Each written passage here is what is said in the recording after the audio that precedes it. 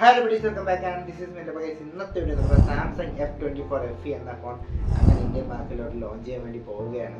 അപ്പോൾ ഈ ഒരു ഫോണിൻ്റെ ഡീറ്റെയിൽ റിവ്യൂയും കാര്യങ്ങളൊക്കെയാണ് നമ്മൾ ഇന്നത്തെ വീഡിയോ വരുന്നത്. അപ്പോൾ ഫസ്റ്റ് നമുക്ക് വെച്ച് താമസിപ്പിക്കേണ്ട നേരെ ഈ ഫോണിൻ്റെ ഫീച്ചേഴ്സും കാര്യങ്ങളും നോക്കാൻ വേണ്ടി പോകാം. അപ്പോൾ നേരെ വീഡിയോ നമ്മൾ ഡിസ്പ്ലേ നിന്നാണ് തുടങ്ങുന്നത്. അപ്പോൾ നമുക്ക് നേരെ ഡിസ്പ്ലേ തന്നെ തുടങ്ങിയേക്കാം. ഡിസ്പ്ലേ സൈസ് നോക്കിക്കാൻ ഒരു 6.7 ഇഞ്ചിൻ്റെ ഒരു AMOLED ഡിസ്പ്ലേ ആണ് വരുന്നത്.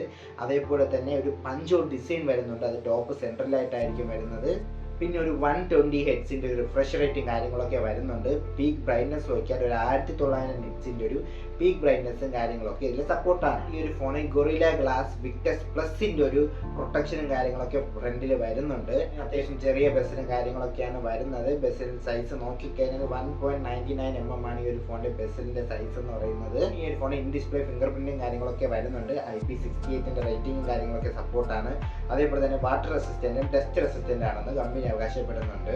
പിന്നെ ഒരു അലുമിനിയം ഫ്രെയിമും കാര്യങ്ങളൊക്കെ ആയിട്ടായിരിക്കും ഈ ഫോൺ മാർക്കറ്റിൽ അവൈലബിൾ ആവുന്നത്. അപ്പോൾ ഓവറോൾ ഡിസ്പ്ലേ സ്പെക്കും കാര്യങ്ങളും നോക്കിക്കഴിഞ്ഞാൽ ഓക്കെ സ്പെക്കാണ്.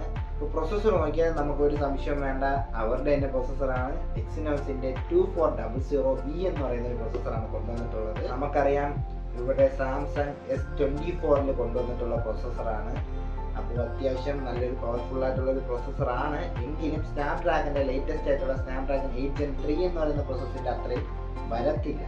ഓക്കെ, അപ്പോൾ നമുക്ക് നോക്കാം. മിക്കവാറും അവരുടെ ഒരു സ്നാപ്ഡ്രാഗൺ 8 Gen 3 എന്നുള്ളൊരു പ്രൊസസ്സർ വെച്ചും ഈ ഒരു ഫോൺ മാർക്കറ്റിൽ ഇറക്കാൻ ചാൻസ് ഉണ്ട്.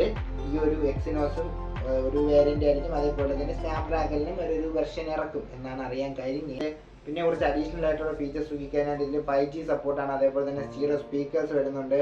അതേപോലെ തന്നെ 3.5 mm ഓഡിയോ ജാക്കൊന്നും വരുന്നില്ല. പിന്നെ മെമ്മറി കാർഡ് സ്ലോട്ട് വരുന്നില്ല. പിന്നെ സാംസങ്ങിൻ്റെ AI ഫീച്ചേഴ്സും കാര്യങ്ങളൊക്കെ ഇതിൽ അവൈലബിൾ ആണ്. നമ്മുടെ S24 കിട്ടി അതേപോലത്തെ എല്ലാ ഫീച്ചേഴ്സും ഇതിലും കിട്ടുന്നുണ്ട്. നെക്സ്റ്റ് നമുക്കിനി ക്യാമറ സൈഡിലേക്ക് അടക്കാം. ക്യാമറ സൈഡ് നോക്കിക്കഴിഞ്ഞാൽ ഒരു ട്രിപ്പിൾ ക്യാമറ സെറ്റപ്പ് ആയിരിക്കും ബാക്കിൽ വരുന്നത്. പ്രൈമറി ലെൻസ് നോക്കിയാൽ ഒരു 50 MP ഒരു പ്രൈമറി ലെൻസാണ് കൊണ്ടുവന്നിരിക്കുന്നത്. അതേപോലെ തന്നെ 12 MP ഒരു അൾട്രാ വൈഡ് ലെൻസ് കൊണ്ട് കൊടുത്തിട്ടുണ്ട്. ഇവിടെ വരുന്നത് 8 MP ഒരു ടെലിഫോട്ടോ ലെൻസാണ്. 3x ഒപ്റ്റിക്കൽ സൂം ഒക്കെ സപ്പോർട്ടാണ്. ആൻഡ് ഫ്രണ്ടിൽ ഒരു 10 MP ഒരു സെൽഫി ക്യാമറയും കൂടി വരുന്നുണ്ട്. ആൻഡ് ഫൈനലി ബാറ്ററി സൈഡ് നോക്കിക്കഴിഞ്ഞാൽ ഒരു 4565 mAh ഒരു ബാറ്ററിയാണ് ബാറ്ററി സൈഡിൽ കൊടുത്തിരിക്കുന്നത്. എനിക്ക് തോന്നുന്നു നമ്മുടെ S23Fൽ 4500 mAh ബാറ്ററി ആയിരുന്നു തോന്നുന്നു. അപ്പോൾ അതിൽ നിന്നൊരു അപ്ഡേഷൻ ഇപ്പോൾ ഇതിൽ കൊണ്ടുവന്നിട്ടുണ്ട്. നമുക്കിനി ഇതിൽ ഒരു 25 വാട്ടിൻ്റെ വയേർഡ് ഫാസ്റ്റ് ചാർജിങ് ആണ് സപ്പോർട്ട് ആവുന്നത്. അതേപോലെ തന്നെ Type-C പോർട്ടും കാര്യങ്ങളൊക്കെ വരുന്നുണ്ട്. ആൻഡ് ഒരു വലിയൊരു കാര്യം, ഈ ഒരു ഫോണിൻ്റെ ബോക്സിനുള്ളിൽ ചാർജർ വരുന്നില്ല. ചാർജർ നമ്മൾ അഡീഷണൽ ആയിട്ട് മേടിക്കണം. അങ്ങനത്തെ ഒരു നല്ല പരിപാടി നമ്മുടെ സാംസങ്ങിനില്ല. അങ്ങനെ ചാർജർ കൊടുത്ത് അങ്ങനെയല്ല, ചാർജർ നമ്മൾ അഡീഷണൽ ആയിട്ട് മേടിക്കണം. അത് മാത്രം ഒന്ന് ഒഴിച്ചു നിർത്തി നോക്കിയാൽ ഇതുവരെയുള്ള സ്പെക്കൊക്കെ ഓക്കെയാണ്. ചാർജറും കൂടെ കൊടുക്കാമായിരുന്നു. ഓക്കെ. ആൻഡ് കളർ വേരിയൻസ് നോക്കിക്കഴിഞ്ഞാൽ graphite, blue, silver, yellow, green, white ഈ ഒരു കളർ വേരിയൻസിലായിരിക്കും ഈ ഫോൺ മാർക്കറ്റിൽ അവൈലബിൾ ആവും. ഈ ഒരു ഫോൺ ഇന്ത്യൻ മാർക്കറ്റിൽ വരാൻ വേണ്ടി പോകുന്നതേ ഉള്ളൂ. അപ്പോൾ ഈ ഒരു ഫോണിൻ്റെ ബാക്കി ലോഞ്ച് ഡേറ്റും കാര്യങ്ങളൊന്നും ഇതുവരെ കൺഫർമേഷൻ വന്നിട്ടില്ല.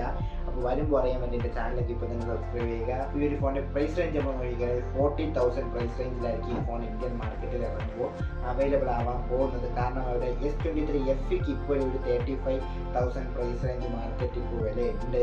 ആ ഒരു പ്രൈസ് വെച്ച് നമ്മൾ കമ്പയർ ചെയ്ത് ഈ ഒരു ഫോൺ നോക്കുമ്പോൾ 40,000 പ്രൈസ് റേഞ്ചിലായിരിക്കും. ആ ഒരു പ്രൈസ് റേഞ്ച് വരികയാണെങ്കിൽ വെർത്താണ് ഈ ഒരു ഫോണിൻ്റെ സ്പെക്കും കാര്യങ്ങൾ വെച്ച് നോക്കുമ്പോൾ. ചാർജർ വെച്ച് നോക്കുകയാണെങ്കിൽ ഒരു നഷ്ടമാണ് എന്ന് പറയാം.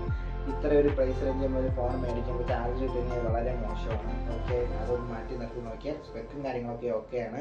നമുക്ക് നോക്കി നോക്കാം. അതെല്ലാം കമൻറ്റ് ബോക്സ് കമൻറ്റായിട്ട് അറിയിക്കുക, വീഡിയോ ലൈക്ക് ചെയ്യുക. അപ്പോൾ നിങ്ങൾക്ക് ഏതെങ്കിലും ഫോണിൻ്റെ ലേറ്റസ്റ്റ് വീഡിയോ ടെക് റിവ്യൂസ് എന്തെങ്കിലും വേണമെങ്കിൽ താഴെ കമൻറ്റ് ബോക്സായിട്ട് അറിയിച്ചാൽ മതി. ഞാൻ ചെയ്യുന്നതായിരിക്കും.